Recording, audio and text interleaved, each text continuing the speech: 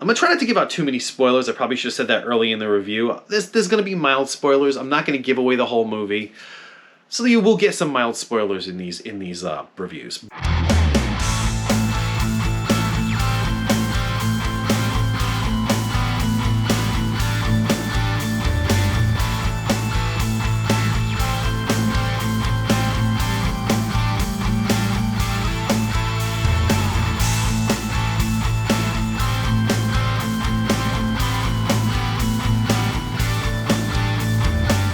Hello and welcome to this week's episode of the SFX Loop. I am your host, Jay Byrne.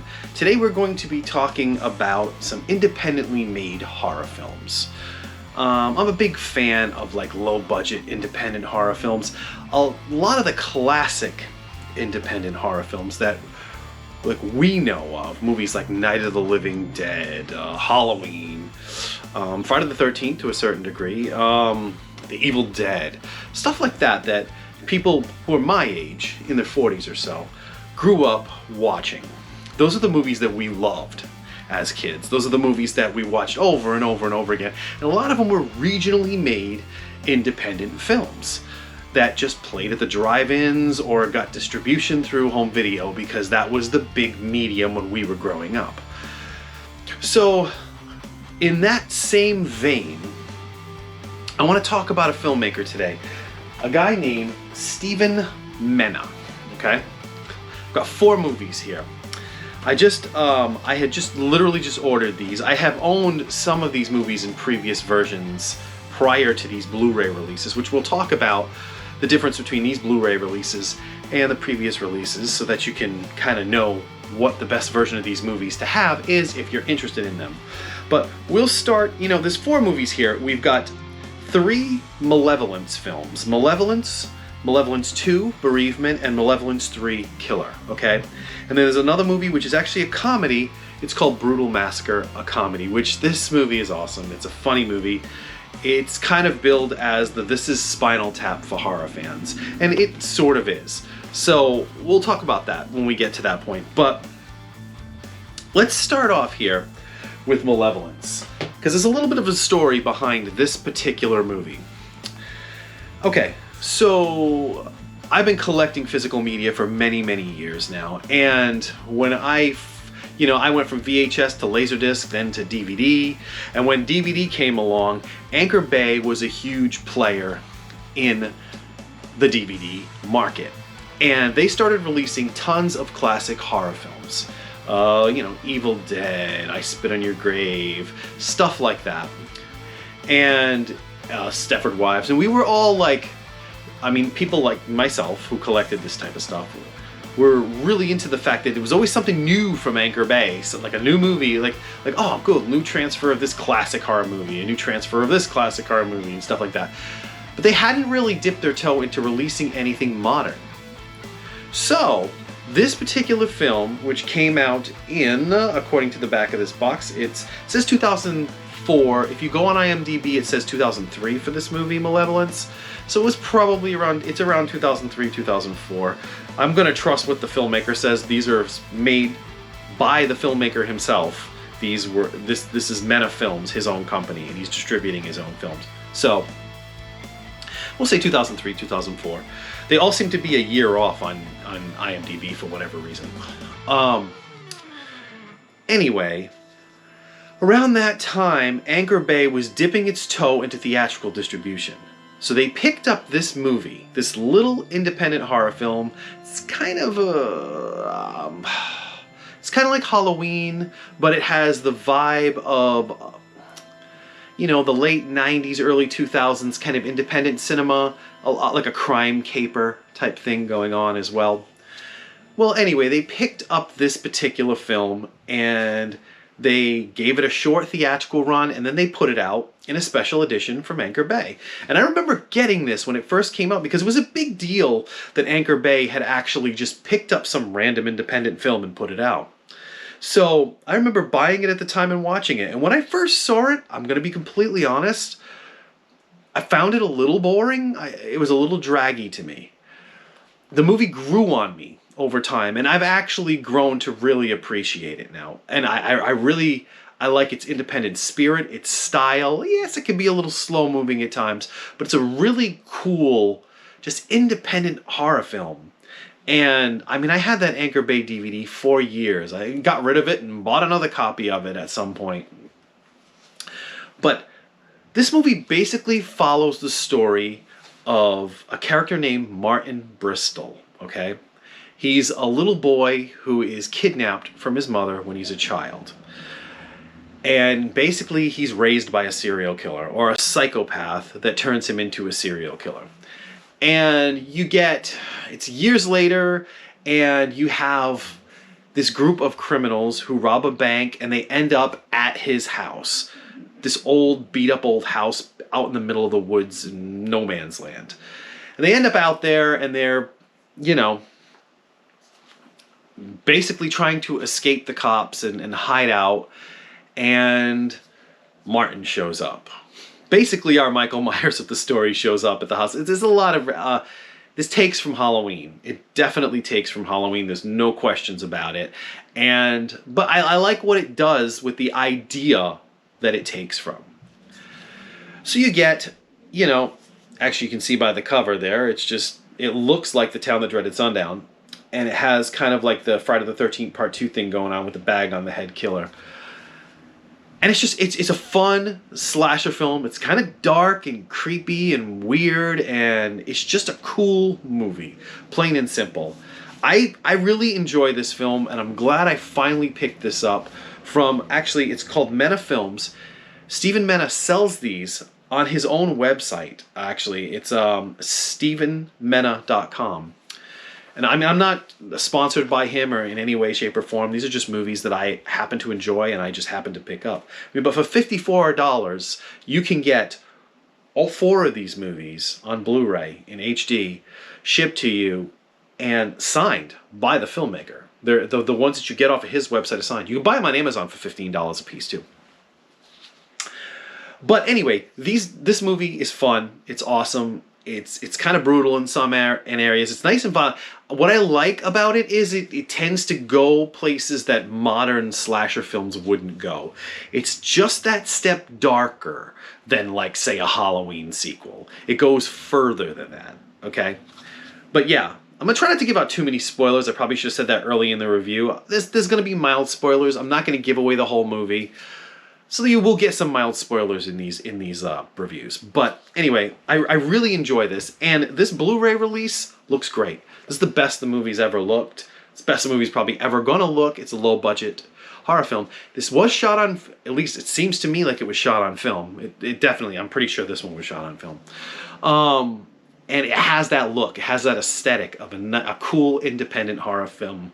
That just this regionally made thing, and I don't know, it's a really cool movie. It's got a bunch of bonus features, commentary, extra stuff, rehearsal footage, behind the scenes. They all do. All of these movies have bonus features, which I might add, aside from the special edition that came out by Anchor Bay of this particular movie, Malevolence, I don't think any of the the later films had any bonus features. And there's actually one here that I don't think ever actually got released except through Mena Films. So yeah, so Malevolence was a trilogy. There's 3 movies in this trilogy. You've got Malevolence. The second movie, it's called Malevolence 2, Bereavement. Now, this film was also released by Anchor Bay when it originally came out. It's got Michael Biehn in it from The Terminator, which is actually really cool. And when this movie came out by Anchor Bay, I'm almost positive, because I did have that version, it wasn't this director's cut. I don't know what the difference is between the director's cut and the Anchor Bay version that existed prior. I'm gonna assume it's probably gore or violence or disturbing content. This is probably more like an unrated version.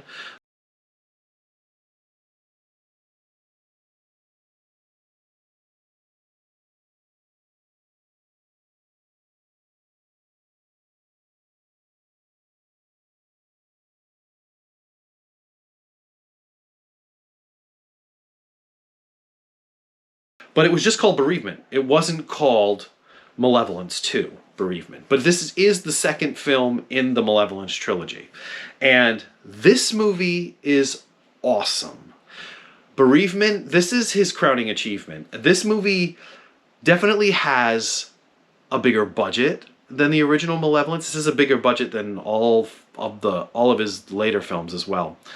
This movie feels like it's a real movie. I mean, I don't mean to say that in like a bad way, like the other movie isn't a real movie, but this just feels more like a real movie. Like it's well made. I'm pretty sure it's shot on film. If it's not, it was shot with really good digital equipment, but it looks like film when you watch it. This movie basically tells it's a prequel. It tells the backstory of the killer, of the Martin Bristol character, because in the original Malevolence, you know that the little boy has been kidnapped, and you know that that's the killer. But it's literally like, it's like Halloween, you know? He gets kidnapped, and then it's like years later, and then he's the killer. In this movie, this is what happened in the years between the time that the little boy got kidnapped and he actually ended up being a serial killer. This is his story. And let me tell you, this is a dark, disturbing serial killer film. Like, it's very different. This isn't a typical slasher film. This is like, this is like Silence of the Lambs or Hannibal or something like that. This movie is very dark. It's very disturbing. It might be a hard watch for some, but I gotta tell you, this is one of the best serial killer horror films that I've ever seen. Plain and simple. This movie gets a high recommendation from me, and it delivers. It goes where most movies would never go. I mean, you wouldn't, honestly, I'm not going to give it away, but you would not even imagine that this film goes where it goes with the story, and it's awesome. This movie is great. This has bonus features as well, and it's available through Mena Films. This is awesome. Well worth the pickup. I mean, if you're gonna watch these Malevolence movies, it makes most sense to get all three of them anyway, because they're a trilogy. But this is the second one, okay?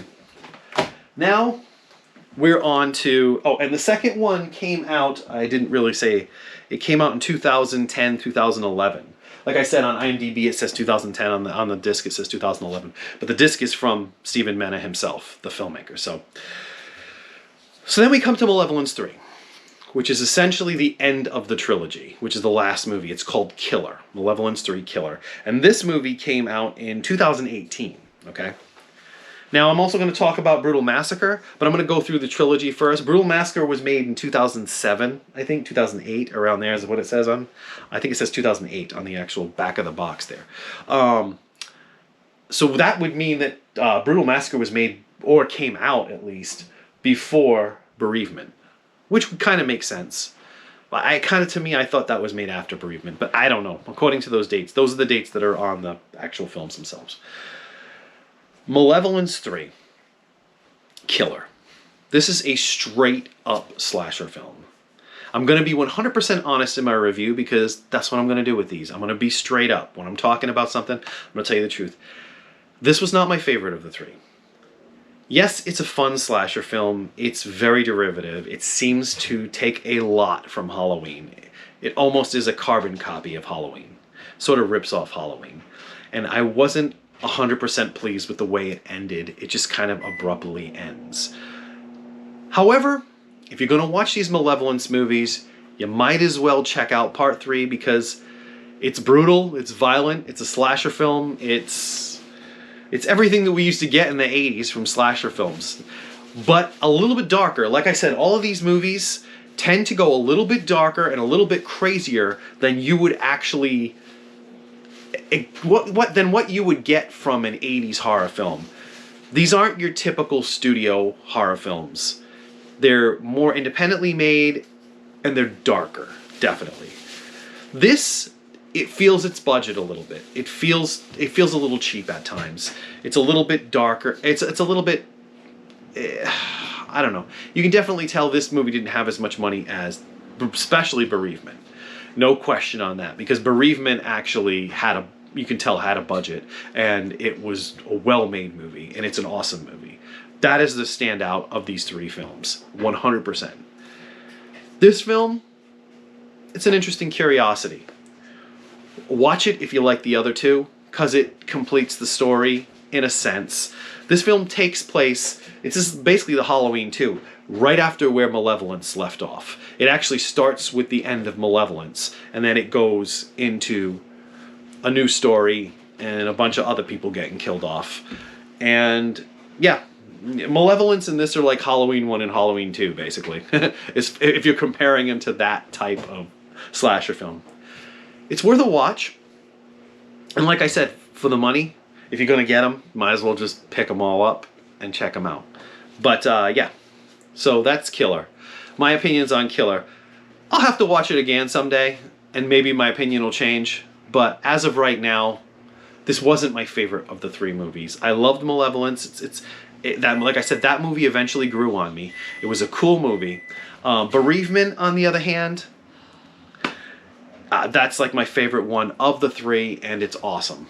So, and this is watchable. So there you go. Then we move on to what's the interesting oddity of these three movies, because it's still horror movie based. It's a movie called Brutal Massacre, a comedy. And it's a comedy.